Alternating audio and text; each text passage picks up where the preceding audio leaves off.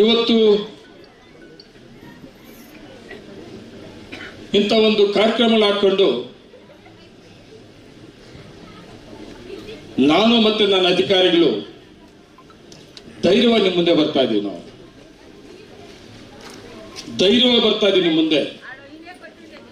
ನಮ್ಮಲ್ಲಿ ಏನಾದರೂ ಡಿಫರೆನ್ಸ್ ಇದ್ದಿದ್ರೆ, ನಾವು ಯಾರಾದರೂ ಮಾಲೂರು ತಾಲೂಕಿನ ನಮ್ಮ ಜನತೆಗೆ ಅನ್ಯಾಯ ಮಾಡಿದ್ರೆ, ನಾವು ಯಾರಾದ್ರೂ ನಮ್ಮ ತಾಲೂಕಿನ ಜನತೆ ದುಡ್ಡು ಕಾಸು ಬಯಸಿದ್ರೆ,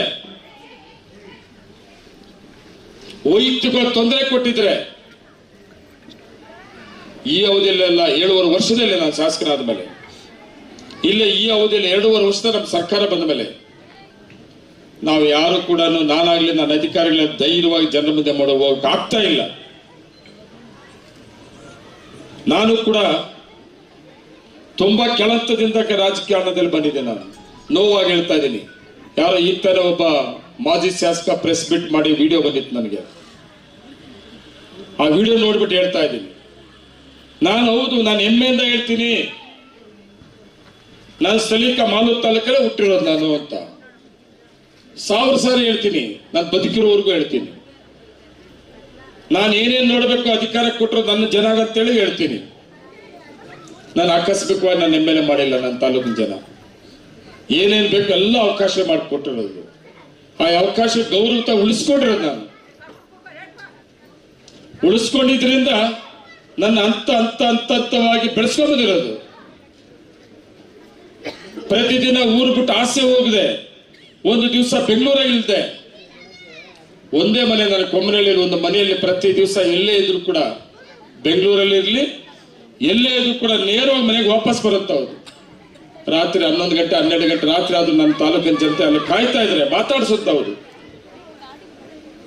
ಬೆಳಗ್ಗೆ ಅವ್ರ ಜೊತೆಲಿ ನನ್ನ ತಾಲೂಕಿನ ಜನತೆ ಜೊತೆಲಿ ಇರೋಂಥವ್ರು.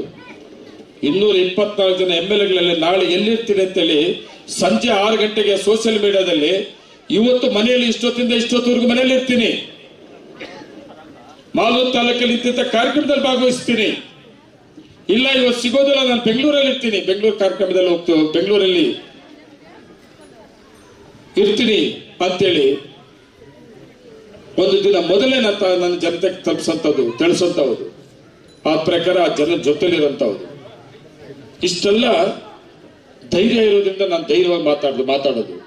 ನನಗೆ ಸಿಂಗ್ಲರ್ ಮಾತಾಡೋದು ಯಾರನ್ನೂ ಬರಲ್ಲ, ಏಕೋಶದಲ್ಲಿ ಮಾತಾಡೋದು ಬರಲ್ಲ ನನಗೆ. ಅದೆಲ್ಲ ಅವ್ರಿಗೆ ರೂಢಿ ಅದೇ. ಈಗ ಮಾತಾಡಿದ್ದಾರೆ ಎಷ್ಟು ಸಾರಿ ಉಗಿಯೋದು ಅಂತ. ಮಾಲೂರು ತಾಲೂಕಲ್ಲಿ ಯಾರು ಉಗಿಯೋರು ಅನ್ನೋರು ಇಲ್ಲ ನನ್ನ ಯಾವುದೇ ಪಾರ್ಟಿಯಲ್ಲಿ.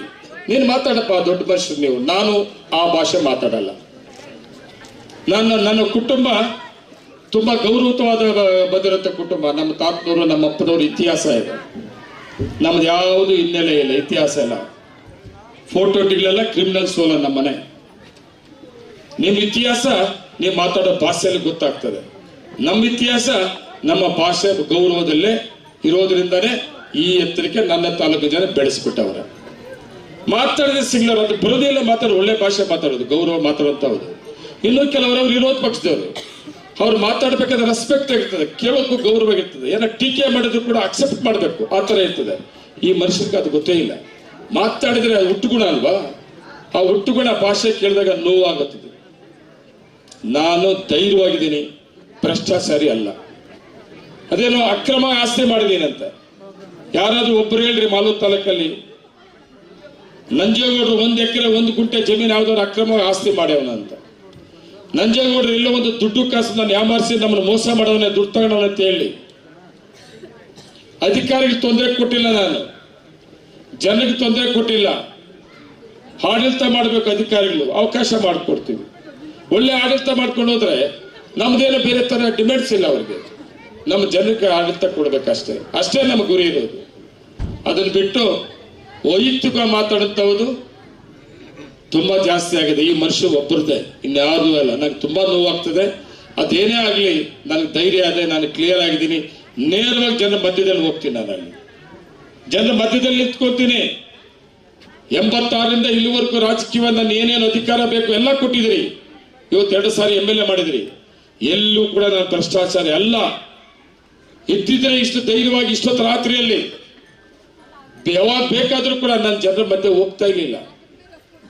ಏನನ್ನ ಇದ್ದಿದ್ರೆ ಅಡ್ಡಾಕೋರು ರೋಡಲ್ಲಿ, ಮಿಸ್ಟರ್ ನಂಜೇಗೌಡ ನನ್ನ ಯಾಮಾರಿಸಿದ್ಯಾ, ಮೋಸ ಮಾಡಿದ್ಯಾ, ನೀನು ಇಂಥ ತಿಂದಾಕಿದ್ಯಾ ಅಂತ ಹೇಳೋರು. ನನ್ನ ತಾಲೂಕು ಜನ ಯಾರು ಮಾತಾಡೋ, ವಿರೋಧ ಪಾರ್ಟಿಯವರು ಕೂಡ ಮಾತಾಡೋರಿಲ್ಲ. ಈ ಮನುಷ್ಯ ಎದ್ರೆ ಕೂತ್ರೆ ನಂಜೇಗೌಡನೇ ಕಾಣಿಸ್ತಾನೆ. ನನ್ನ ಬಗ್ಗೆ ಕೆಟ್ಟದ ಮಾತಾಡ್ತಾನೆ. ಮಾತಾಡಿದ್ರು ಕೂಡ ನಾನು ತಲೆ ಕೆಡಿಸಲ್ಲ, ಭಯನೂ ಬೀಳಲ್ಲ. ನಾನು ಹೇಳಿದ್ದೀನಿ, ಮೊದಲೇ ಹೇಳಿದ್ದೀನಿ, ಭಯ ಬೀಳೋಂಗಿದ್ರೆ ನಾನು ಇಷ್ಟು ಎತ್ತರಕ್ಕೆ ಬರ್ತಾನಿಲ್ಲ ರಾಜಕಾರಣದಲ್ಲಿ. ಭಯ ಬೀಳೋರು ಯಾರಿಗೆ? ನನ್ನ ತಾಲೂಕು ಜನ ಎಲ್ಲ ಜಾತಿ ಧರ್ಮಗಳು ಎಲ್ಲ ಪಕ್ಷದವರೆಗೂ ನಾನು ಭಯ ಬೀಳ್ತೀನಿ, ಗೌರವ ಕೊಡ್ತೀನಿ. ಈ ಮನುಷ್ಯ ಗೌರವನೇ ಗೊತ್ತಿಲ್ಲ, ಇವನು ಬಾಯ್ಗೆ ಬಂದಾಗ ಮಾತಾಡ್ತಾನೆ. ಅಲ್ಲಿ ಹೊಸಕೋಟೆಯಲ್ಲಿ ಮಾಡಿ ನಾನು ಅದಕ್ಕೆ ದಿಗ್ಲು ಬೀಳಲ್ಲ, ಭಯ ಬೀಳಲ್ಲ. ನಂದು ಒಂದೇ ಗುರಿ, ನನ್ನ ಸರ್ಕಾರ ಅದೇ, ಒಳ್ಳೆ ಆಡಳಿತ ಕೊಡಬೇಕು, ಡೆವಲಪ್ಮೆಂಟ್ಸ್ ಮಾಡಬೇಕು, ನೇರವಾಗಿ ನನ್ನ ಜನರ ಮಧ್ಯೆ ಇರಬೇಕು, ಪ್ರತಿದಿನ ನನ್ನ ಜನರ ಜೊತೆಲಿ ಇರಬೇಕು. ಮಾತಾಡೋ ಪ್ರೆಸ್ಸಲ್ಲಿ ಏನ್ ಬೇಕೋ ಮಾತಾಡ್ತಾರೆ, ನಾನು ತಲೆ ಕೆಡ್ಸೋಕೆ ಹೋಗಲ್ಲ. ನಾನು ಈ ಭಾಷಣ ಯಾಕೆ ಮಾಡ್ಬೇಕಾಯ್ತು ಅಂದ್ರೆ, ನನ್ನ ಬಗ್ಗೆ ತಹಸೀಲ್ದಾರ್ ಬಗ್ಗೆ ಈಗ ತಾನೇ ಒಂದು ಪ್ರೆಸ್ ಮೀಟ್ ಮಾಡಿದ್ದಾರೆ, ಅದಕ್ಕಾಗಿ ಮಾತ್ರ ಈ ವೇದಿಕೆಯಲ್ಲಿ ಬಳಸ್ಕೊತಾ ಇದ್ದೀನಿ.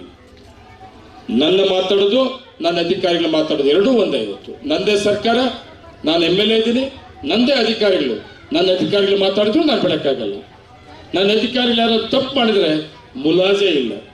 ಯಾವುದೇ ಅಧಿಕಾರಿ ಎಲ್ಲಾದ್ರೂ ತಪ್ಪು ಮಾಡಿದ್ರೆ, ಪ್ರೂಫ್ ಮಾಡಿದ್ರೆ, ನಾನು ತಪ್ಪು ಮಾಡಿದ್ರೆ ಪ್ರೂಫ್ ಮಾಡಿದ್ರೆ ಅವಾಗ ತಲೆ ಬಗ್ಸ್ಬೇಕಾಗ್ತದೆ. ಅದಕ್ಕೆ ದಂಡ ಕೂಡ ಆಗ್ತದೆ. ಏನಾಗಬೇಕು ಅದಾಗ್ತದೆ. ಅದನ್ನ ಬಿಟ್ಬಿಟ್ಟು ಇವು ಏನನ್ಬೇಕೋ ಮಾತಾಡಿದ್ರೆ ನಾವು ತಲೆ ಕೆಡ್ಸ್ಕೊಳಕ್ ಹೋಗಲ್ಲ. ಅದಕ್ಕಾಗಿ ಈ ವಿಷಯನ ಪ್ರಸ್ತಾಪ ಮಾಡಿದೆ ಅಂತ ಹೇಳ್ತಾ